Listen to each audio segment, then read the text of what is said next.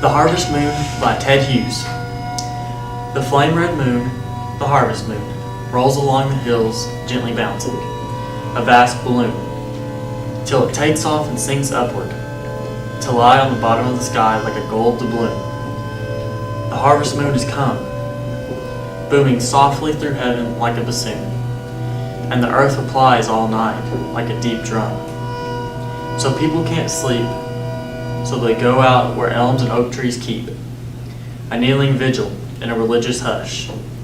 The harvest moon has come, and all the moonlit cows and all the sheep stare up at her petrified, while she swells, filling heaven as if red hot and sailing, closer and closer like the end of the world, till the gold fields of stiff wheat cry, "We are ripe, reap us," and the rivers sweat from the melting hills.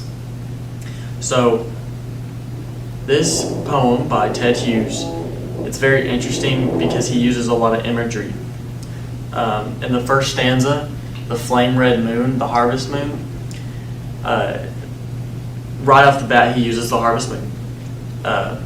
He gives an image, flame red moon, which flame, it can be fire, hot, and it can also be, it ends the seasons to start another one, because the harvest moon is around September 21st, end of summer, start of fall. Okay. The stanzas about 2 and 3, roll along the hills gently bouncing a vast balloon. That is an extended metaphor. He's comparing the moon to a balloon just bouncing on the hills, which a moon does not do that. On the on the 5th stanza, to lie on the bottom of the sky like a golden plume, he uses gold doubloon. First of all, it's a simile. It shows value, and it also shows how pretty this moon is. It's really golden. It's just once in a lifetime, or once a year, I should say. But keep in mind the gold doubloon. Okay. Then going to the 7th stanza, booming softly through heaven like a bassoon, and the earth replies all night like a deep drum. This is giving the earth, like, it's personification. The earth kind of seems like it has a heartbeat for the deep drum of, booming softly, which is an oxymoron, sort of. But it kind of gives it personification. I liked his diction on stanzas 11, a kneeling vigil in a religious hush. It sits out from the others. I really can't explain it, but I think it just describes the people, and they can't sleep because of the drum of the earth.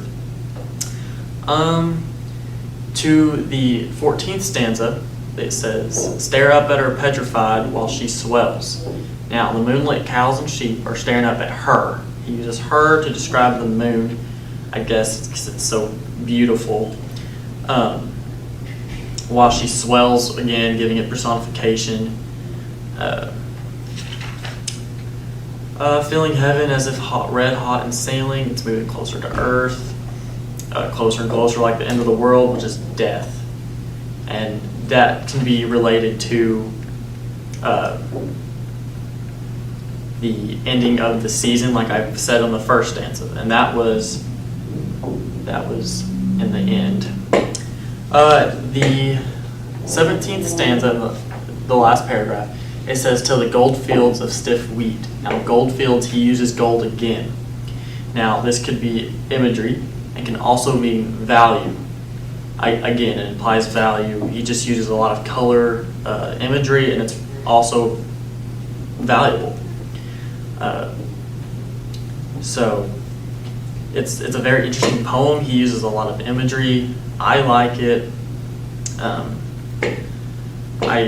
I thought it was easy to understand, yet had a little bit of meaning, but I enjoyed it overall. So